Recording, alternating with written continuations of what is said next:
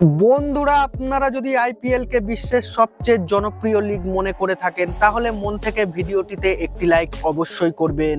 অবশেষে ব্যাট হাতে বিধ্বংসী মেজাজে মাত্র 13 বছরের কোটিপতি ব্যাটার 203 বল বাকি থাকতেই জয় ভারতের। কি পুরো ঘটনা বিস্তারিত জানাবো বন্ধুরা।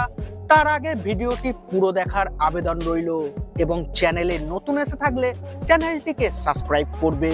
অনূর্ধ্ব-19 এশিয়া কাপে জ্বলে উঠলেন বৈভব সূর্যবংশী।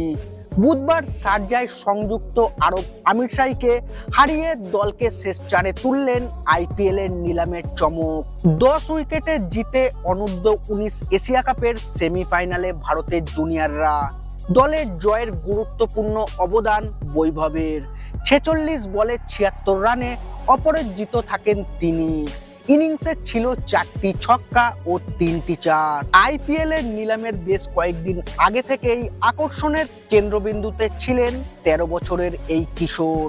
কোটিপতি লিগের ইতিহাসে কনিষ্ঠতম প্লেয়ার তিনি, সুতরাং তার দিকে যাবতীয় নজর ছিল সবার। অনেক প্রতিষ্ঠিত ক্রিকেটার মেগা নিলামে অবিকৃত থেকে গেলেও দল পান বৈভব। 13 বছরের বিরল প্রতিভাকে 1,10,00,000 টাকায় কেনে রাজস্থান রয়্যালস। সেই থেকেই খবরের শিরোনামে বৈভব। প্রচারের আলোয় আসার পর থেকে হতাশ করেননি বিহারের এই ক্রিকেটার। 11টা ম্যাচ বাদ দিলে বাকিগুলোতে নিজের প্রতিভার ছাপ রেখেছেন বৈভব।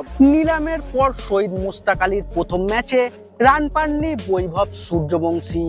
পাকিস্তান এবং জাপানের বিরুদ্ধে সেভাবে জ্বলে উঠতে ব্যর্থ তিনি, তা নিয়েও উঠেছিল সমালোচনার ঝড়। এমনকি সম্প্রতি আইপিএল এর মেগা নিলামে তাকে 1,10,00,000 টাকায় কেনে রাজস্থান, তা নিয়েও অনেকে প্রশ্ন তুলেছিলেন।